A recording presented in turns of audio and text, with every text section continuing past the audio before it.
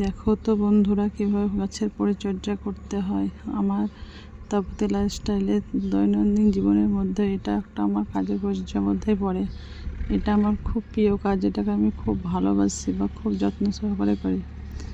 সব কাজের মাঝে যেন এই কাজগুলো না থাকলে মনে হয় যেন আমার জীবনের একটা অধ্যায় পুরো শেষ হয়ে গেছে। তাই দেখো, অনেক দিন ব্যস্ত থাকার জন্য গাছগুলোর যত্ন নিতে পারিনি ঠিকঠাকভাবে, তাই কী অবস্থা হয়ে গেছে। তো এখন নতুনভাবে বর্ষার জল পড়ছে আরম্ভ হচ্ছে, তাই জন্যে আবার ওদেরকে নতুনভাবে লাগানোর চেষ্টা করছি, যাতে করে ওরা আবার বর্ষা শেষ হতে হতে ওরা আবার নতুন ফুল দিতে পারে বা ফুলে ফুলে আমার ছাদ বাগানটা ভরে ওঠে। সবাই হয়তো ভাববা যে আমার ছাদে ছবিগুলো ভিডিওগুলো পোস্ট করি, তো হয়তো আমি কোনো জায়গা থেকে কালেক্ট করি, কিন্তু কোথাও থেকে কালেক্ট করি না। এগুলো আমার নিজের হাতে তৈরি করা নিজের ছাদের ফুল। দেখো, তাই এখন তো আষাঢ় মাস পড়ে গেছে। কিছুদিন আমি ব্যস্ত ছিলাম, আমার মেয়ের বাচ্চা হয়েছে, ওদেরকে নিয়ে ব্যস্ত ছিলাম, তাই এগুলো পরিচর্যা করতে পারিনি, ওই জন্য নষ্ট হয়ে গেছে। তো বর্ষার জল পড়ে, যাই হোক যেমনই আছে ওদেরকে আবার নতুনভাবে তৈরি করার জন্যে আমি এগুলোকে আবার পরিচর্যা করছি।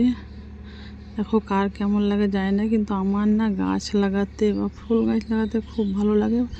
ফুল গাছ যখন নিজে হাতে লাগাই এবং ফুলগুলো যখন পুরো ভরে যায়, ফুলে ফুলে গাছগুলো ভরে যায়, তখন মনটা ভীষণ ভালো লাগে। এবং এই ফুলগুলো দিয়ে ঠাকুরের পুজো করতে আমার খুব ভালো লাগে।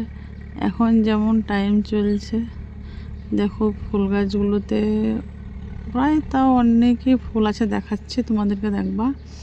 হ্যাঁ, তো এখন আমার মেয়ের বাচ্চা হয়েছে, অচেত অবস্থায় আছি, ওই জন্য এখনও পুজো করতে পারি না। তো ফুলগুলোর জন্য না আমার খুব কষ্ট হয়, কারণ ফুলগুলো ঠাকুরকে না দিতে পারলে আমার নিজেকে খুব খারাপ লাগে। গাছগুলোরও যত্ন করতে পারি না। দেখো গাছে এখনও যত্ন না নিলেও ফুল আছে অনেক। দেখো অনেকই গাছে ফুল ফুটে আছে, তো যত্ন না নেওয়ার জন্য সব নষ্ট হয়ে গেছে। দেখো একটা গাছ ভেঙে গেছিলো ঝড়ে পড়ে, তো সেটা একদিনকে লাগিয়েছিলাম, তো আবার নতুনভাবে এটা ফোর কেটেছে নতুন। দেখো সব কিছু পাতা বেরিয়েছে, নতুনভাবে কুড়িয়ে এসছে, ফুল ফুটবে।